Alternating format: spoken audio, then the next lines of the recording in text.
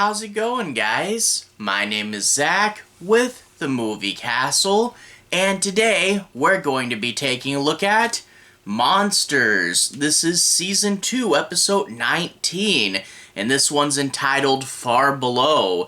It originally aired February 25th, 1990, and was directed by Debra Hill. That's pretty cool. Debra Hill didn't direct too much. She was more known as a producer and a writer, and in fact, she produced and often co-wrote with John Carpenter, so she was responsible for a lot of his classics. And I mean, we have a Monsters episode with the producer and the co-writer of Halloween at the helm. That's pretty cool. Cool to see Debra Hill here. Anyway, this episode stars Barry Nelson, who you guys might know as Stuart Ullman from The Shining.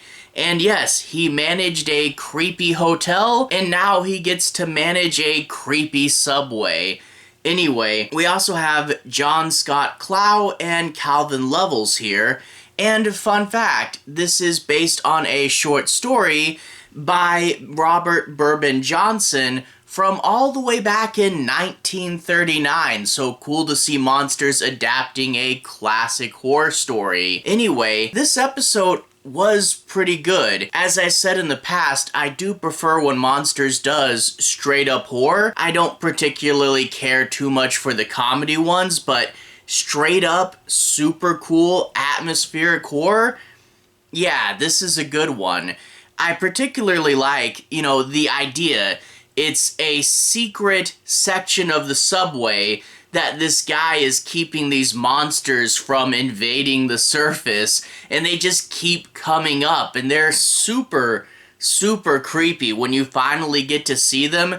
These, mole, yeti, Bigfoot looking things, they're really terrifying, but the idea that anywhere in the subway tunnels these things might be lurking. You get these guys with guns, almost Aliens style, and they're going around these grungy subway tunnels, and there's dark corners, and there's twists and turns, and you never know what might pop out of the shadows.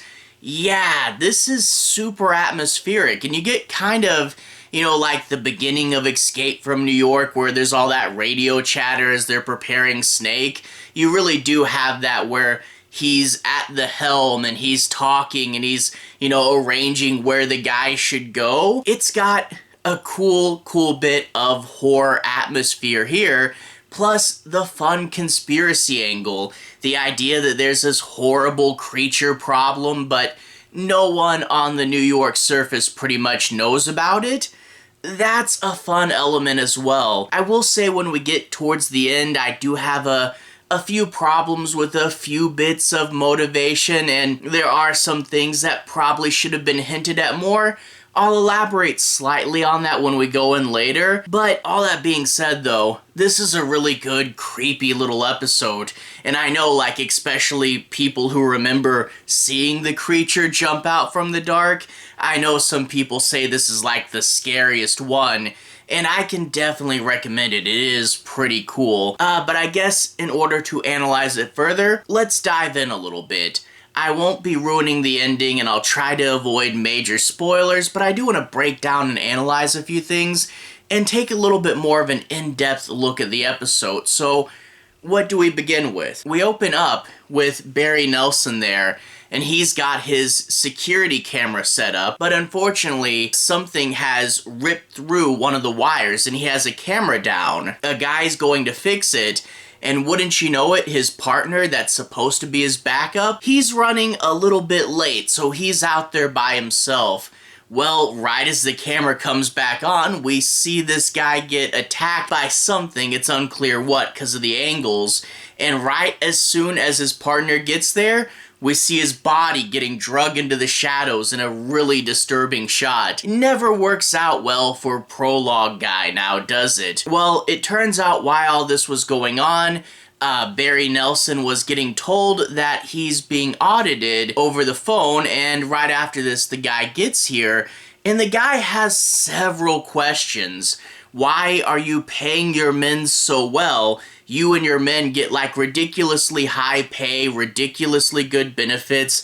Why are you carrying guns around in the subway? And why do you have such a high turnover rate for such a good job? And you appear to be classified more as a police force than transportation? And I will say, this is kind of an interesting look in, you know, someone who's investigating something and trying to figure out what's going on, and he gets to find the pieces of the puzzle. I get him as a framing mechanism, but I really can't help but think if the government knew that there are these monsters down here, they would have had preventative measures. They would have had some little note like, hey, don't let other departments investigate this, you know? You don't get some IRS audit guy wandering into Area 51 or anything.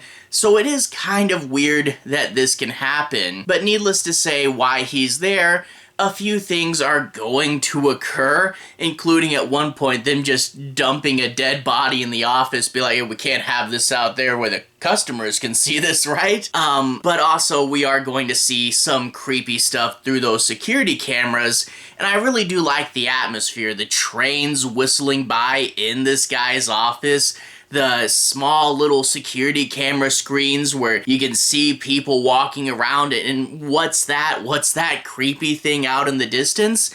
It's some good atmosphere. Now, as I hinted at earlier, there are a few problems with character motivations. Like, I really think the audit guy, if he had a longer episode, maybe we could have done it better, because he seems to constantly bounce between all the wrong choices. You know, like he comes in and he's wanting to audit this guy, which again is weird he can do, but then he sees the creature and his first instinct is to say, you can't kill it, that's murder, which is kind of weird when it's clearly a Bigfoot thing coming at you. But then he kind of starts to downplay it after he sees it, despite the fact he literally just saw a live video of a monster. And then once he does believe it, he starts wanting to change a whole bunch of things, and I'm like, dude, you're bouncing all over the place.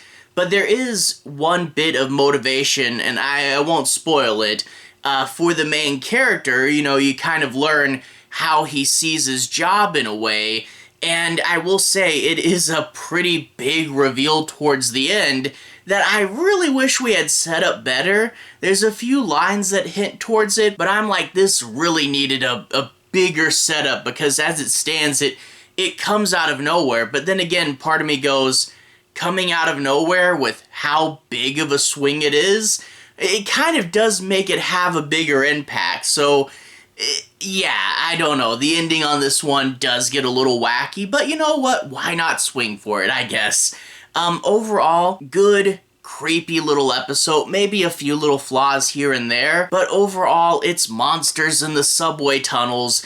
It's cool, alien-styled action. It's grungy. It's scary. Straight up horror. Yeah, I gotta like it.